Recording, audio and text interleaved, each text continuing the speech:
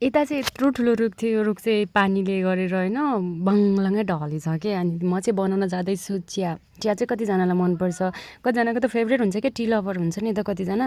तर म त्यस्तो टी लभर भनेर टी लभर चाहिँ होइन, चिया चाहिँ खाइरहेको हुन्छु। मलाई ठिकै लाग्छ, तर कफी चाहिँ मेरो फेभरेट हो क्या, कफी चाहिँ एकदम मनपर्छ।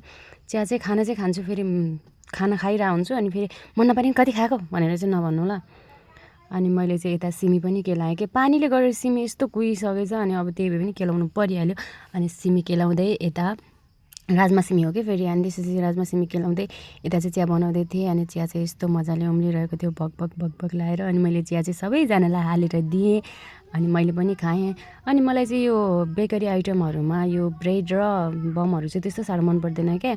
अनि डोनटहरू त ठिकै लाग्छ, अनि मफिन त्योवाला केक पनि ठिकै लाग्छ क्या।